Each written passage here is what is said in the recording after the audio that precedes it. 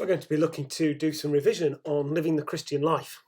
So we're going to run through some of the key points, an opportunity for you to make sure that you are confident with the key learning.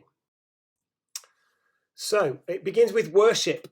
Worship is a sign of love, admiration or dedication. You may well have done that yourself at a football match or at a concert, arms raised high, bodies moving, and enjoying that moment, celebrating with the song or with the team. Well, the word worship comes from an old term which is worthship, and literally means giving somebody the honour or worth they deserve. So Christians believe that because God is the creator of all things, he creates out of nothing, true worship is of God. There's a link there if you want to follow and find out some more information. There's two types of worship. This is the worship Christians use when they gather together. There's liturgical worship, and that's a set pattern.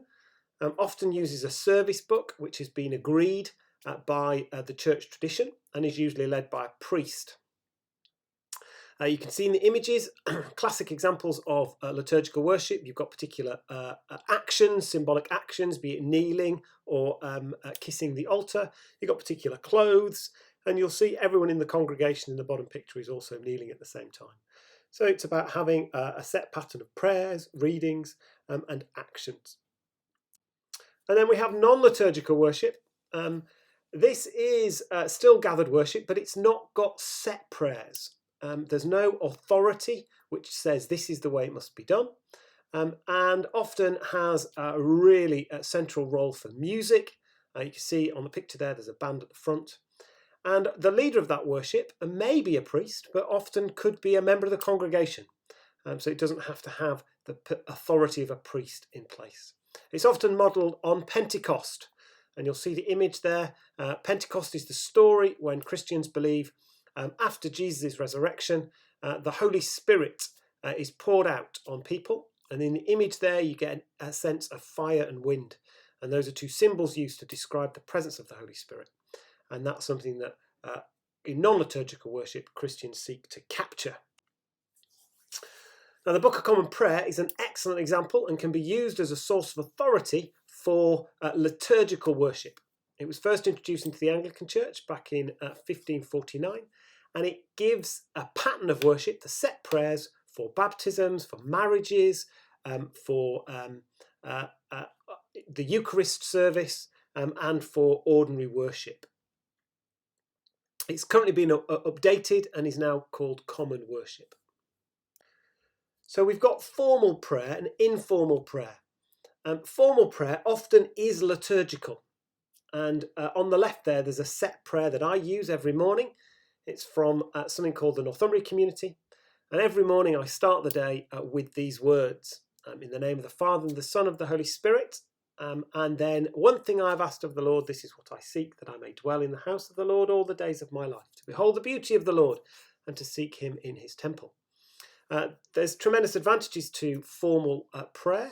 It gives you a structure and a routine to follow. It means that you have confidence that you're praying in the right way and that the beliefs which are communicated through prayer are also correct. There's also informal prayer. Informal prayer could be walking in the woods and saying thank you to God for the beauty of creation. It could be walking with a friend and being thankful for their friendship. It could be a sorry prayer, recognising you've done something wrong and so saying sorry to God. It could also be a help prayer. So informal prayers could also be saying help, help, help, and asking for God's help either for yourself or for others.